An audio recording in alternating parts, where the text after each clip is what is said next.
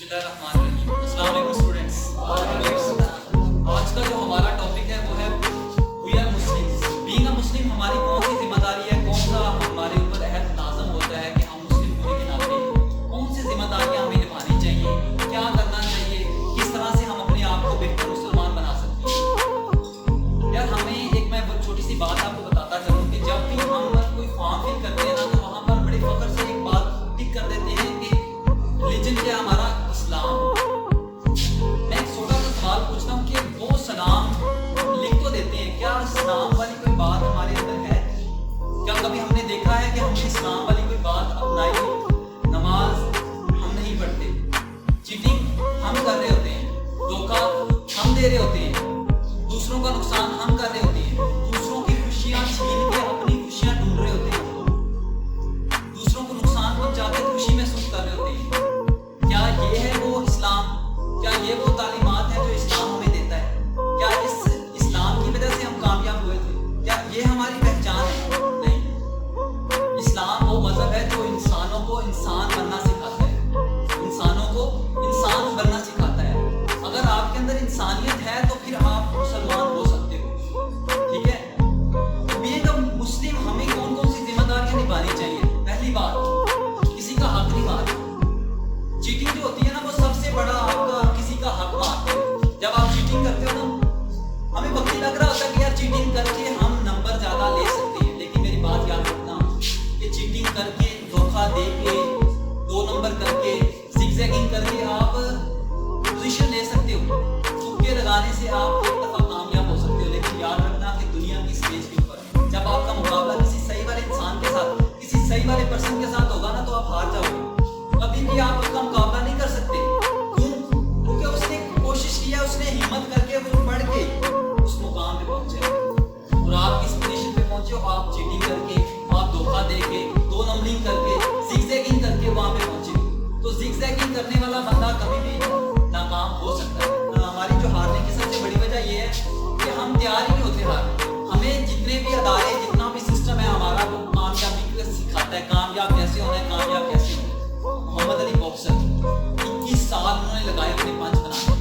तो जिस बंदे को पंच लगाता था वो बंदा गिर जाता था, तो जिस बंदे को पंच लगाता था वो बंदा गिर जाता था। तो किसी ने पूछा यार कि आपने ये पंच बनाया है, ये पंच कैसे बनाया है? उसने कहा 21 साल लगे मुझे इस पंच को बनाने में। 21 साल की मेहनत के बाद मैं ये पंच बनाने के काबिल हुआ हूँ। वो मोहम्मद अली बॉक्सर जो 21 साल इस पंच को बनाने के लिए उसने लगाए, पहली दफा जब वो अखाड़े में उतरे ना तो वो अपना जबड़ा करवा दिया। तब उसे समझ आई कि सिर्फ मारना या लड़ना या कामयाब होना सबसे बड़ी ताकत नहीं होती, अपना डिफेंस करना सबसे बड़ी ताकत होती है। गामा पहलवान कहा करते हैं, क्या कहा जाता है कि वो सबसे इतनी ताकतवर पहलवान था, उसके अंदर इतनी ताकत थी कि बड़े बड़े पहलवान उससे डरा करते थे। लेकिन वो एक बात कहते हैं कि एक दफा ना वो बाजार के अंदर गया, एक हलवाई के साथ किसी वजह से बहस हो गई। उस हलवाई ने मुझ पे थप्पड़ दे मारा, बजाय उसे कुछ कहने के मुंह साफ किया और वापस चले गए। लोग ये मंजर देख रहे हैं, हैरत से देख रहे हैं, हैरत से देख रहे हैं क्या कि गामा पहलवान चाहता तो उस हलवाई के मचल देता, हाथों में रगड़ देता। उससे पूछा गया गामा पहलवान साहब आपने उसे कुछ कहा ही नहीं, क्या आप उससे डर गए? उसने बड़ी खूबसूरत बात की, उसने कहा कि मुझे मेरी ताकत जो है ना वो मुझे मेरे गुस्से ने नहीं बनाया, मेरी ताकत का जो सबसे बड़ी चीज है ना वो मेरा सब्र है मेरे अंदर, जो मैं बर्दाश्त करता हूँ ना, ये है मेरी सबसे बड़ी ताकत। किसी भी खिलाड़ी की, किसी भी स्टूडेंट की सबसे जो बड़ी ताकत होती है वो उसके पास बर्दाश्त होती है। अगर उसके नंबर कम आ जाते हैं वो इस बात पे बर्दाश्त करता है, अगर वो नाकाम हो जाता है वो इस बात पे बर्दाश्त करता है, अगर वो कुछ खो बैठता है तो इस बात पे बर्दाश्त करता है। लेकिन अगर आपके पास बर्दाश्त की पावर नहीं है ना, आप कहते हैं कि मैं 2 नंबरिंग करके, मैं चीटिंग करके, सर तो देख नहीं रहे, सर तो देख ही नहीं रहे। मेरे भाई याद रखना कि आप सर को नहीं देखेंगे, लेकिन हालात आपको ऐसे ही मोड़ पे लेके जाएंगे जब आपके पास कुछ भी नहीं होगा, फिर धक्के खाते फिरोगे। ऐसे बहुत सारे लोग हैं जो पढ़ लिखने के बावजूद, आप इतनी इतनी डिग्रियां ले ली उन्होंने, लेकिन क्या है इसी तरह जिगजैगिंग करके वो उस पोजीशन पे पहुंच तो गए, लेकिन बाद में फिर क्या कर रहे हैं? धक्के खा रहे हैं। फिर तालीम के ऊपर उंगलियां खाते लोग कि यार फलां का बच्चा पढ़ गया था, फलां का बच्चा पढ़ के इतनी पोजीशन पे चला गया, वो तो कुछ लगा नहीं, तुम क्यों पढ़ रहे हो? एक बात याद रखना, लोग कंपेयर पता किसके साथ करते हैं? हमेशा नाकाम बंदे के साथ कंपेयर करते हैं।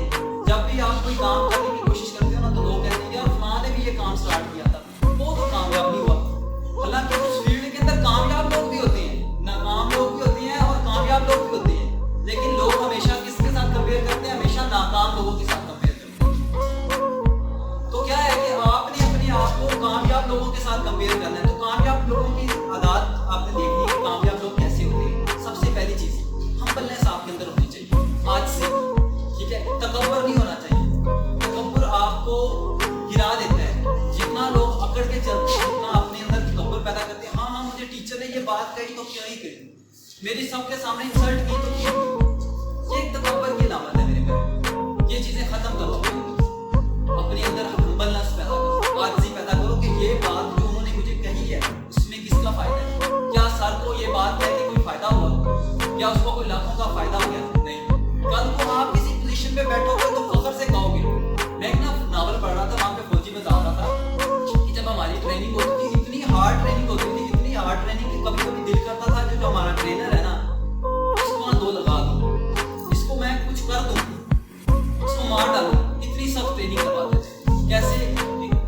गाड़ी के पीछे बांध के ना इसको लड़वाते थे सड़क के ऊपर, ऐसे मुख्तलिफ सजाएं देते थे। लेकिन जब वो कहता है मैं जब जंग के अंदर गया ना, मैं तो जंग के अंदर वैसे ही हालात मुझे पेश आए तो मेरा दिल करता था उस बंदे के जाके मैं हाथ छूऊं। क्यों? ये जो टीचर होता है, ये जो ट्रेनर होता है ना, ये आपको उन हालात के मुताबिक एडजस्ट करवा रहा होता है कि हालात ऐसे भी आ सकते हैं। एक बंदा जो नाजुक मिजाज है, नरम दाल का पला हुआ है, उसको अगर ऐसे हालात पैदा हो गए, क्या वो वहां पे सर्वाइव कर सकेगा? क्या वहां पे वो जिंदा रह सकेगा? नहीं रह सकेगा। तो ट्रेनिंग इसी चीज का नाम है, आपको सख्त पैदा करना है। एक बड़ी बहुत इंपॉर्टेंट बात के साथ आपके काम करूँ। अच्छा, हमें बहुत सारे लोग हैं, मौत से बड़ा डर लगता है। मौत से डर लगता है, किस किस को लगता है? सबको लगता है। लगता है कि नहीं लगता? क्यों लगता है? एक बात बताऊं बड़ी इंपॉर्टेंट। इसलिए लगता है क्योंकि हमने अपने लिए आसाइशों के ना ये महल खड़े कर लिए। हमें ये दुनिया छोड़नी मुश्किल लगती है। क्यों मुश्किल लगती है? क्योंकि हमने आसाइशों के वो महल खड़े कर लिए। हमें हमारा दिल नहीं करता कब्र के अंदर जाके वो ईंट के ऊपर सर रख के हम सोएं। हालात ऐसे भी पैदा होंगे बेटा, याद रखना कि हालात ऐसे भी आएंगे कि आपके पास आपको सुनने वाला कोई नहीं होगा। कब्र की वो पहली रात, यार यकीन करो आपके पास कुछ भी नहीं होगा। चीखोगे यार मुझे वापस ले जाओ, मुझे वापस ले जाओ, मुझे ना दफनाओ। कोई सुनने वाला नहीं होगा, कोई आपके हाल पे तरस खाने वाला नहीं होगा। क्या करोगे? वो जो आपने गुरूर तकब्बर के साथ चीटिंग करके, धोखा दे के, लोगों को नुकसान पहुंचा के, अपने रब को नाराज करके आपने जो दुनिया गुजारी थी ना, फिर आपको सब कुछ याद आएगा, सब कुछ याद आएगा।